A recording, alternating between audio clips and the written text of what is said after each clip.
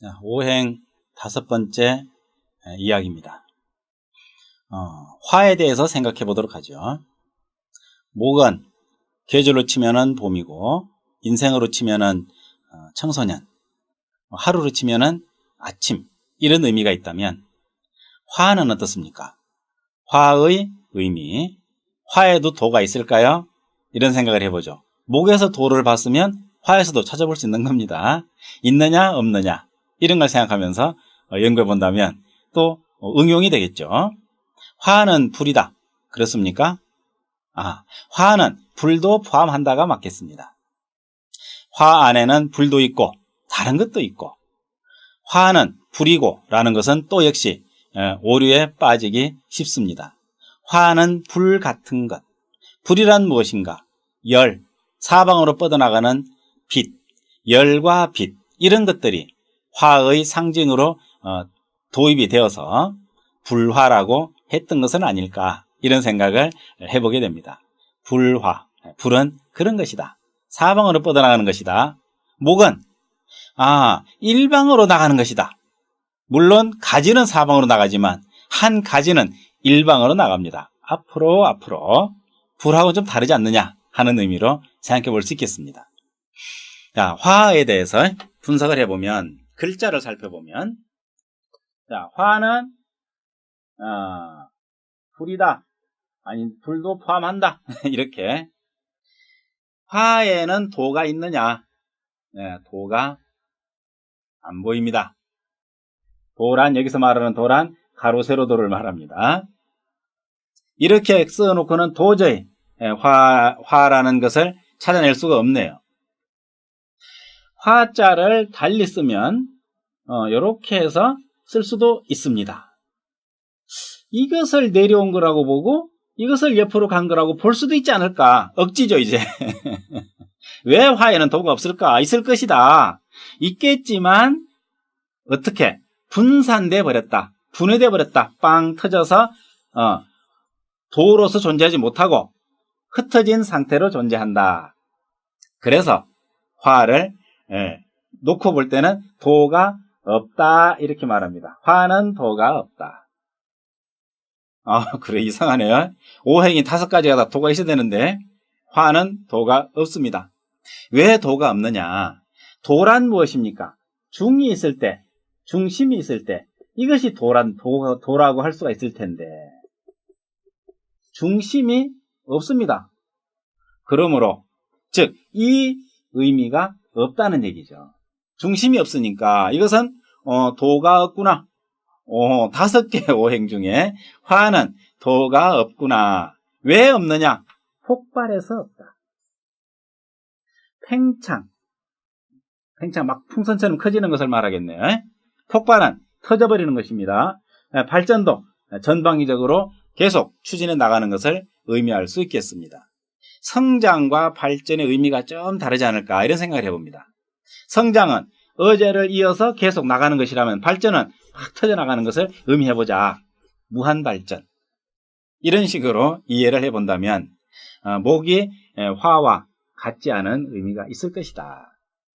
그래서 화는 폭발의 의미가 있으므로 인생으로 치면은 불같은 정열적인 상태, 열자세 되겠죠? 정열적인 상태. 정열적인 사람은 화기가 많다. 이렇게 또 연결시킬 수가 있습니다. 한 인생을 놓고 본다면은 주로 청년기라고 말할 수 있죠. 청년 시절, 왕성한, 보통 대학 들어갔을 때를 말할 수 있겠죠.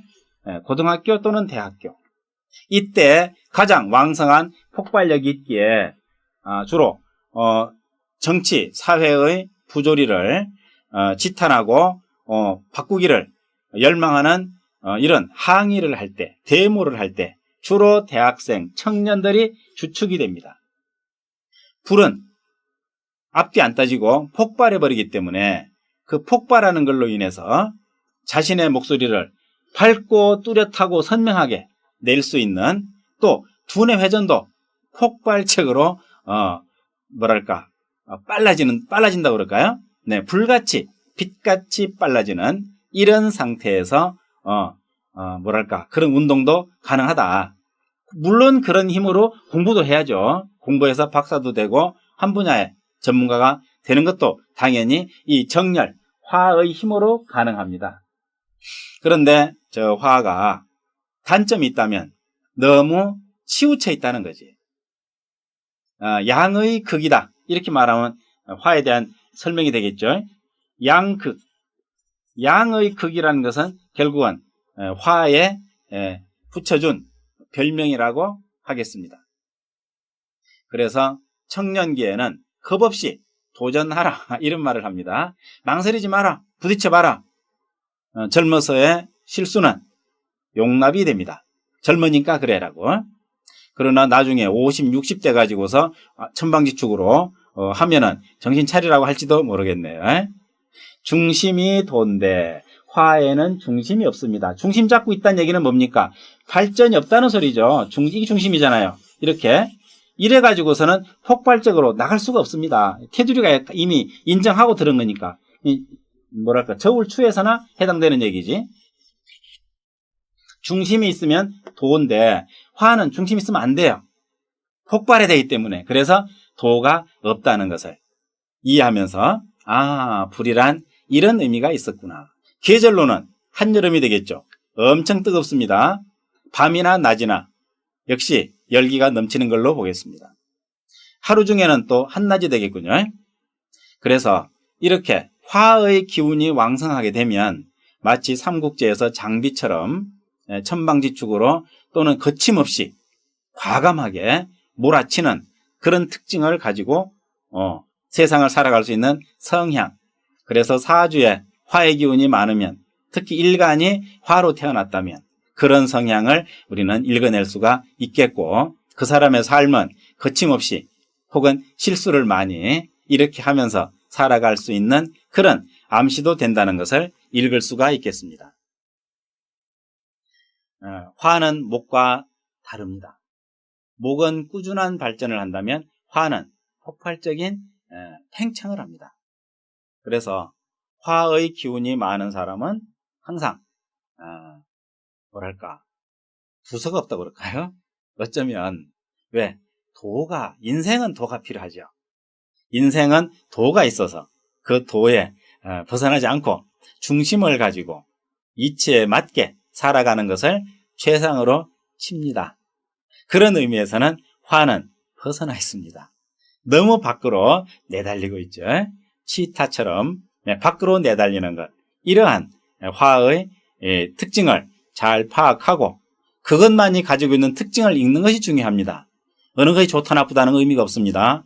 각 오행은 절대적인 존재이기 때문에 그렇게 생긴, 그렇게 형상하고 있는 그런 성질을 잘 이해하고 파악하고 있으면 오행 공부는 잘 되고 있는 것입니다. 화에 대해서 이해되셨겠죠? 이 정도 정리하겠습니다.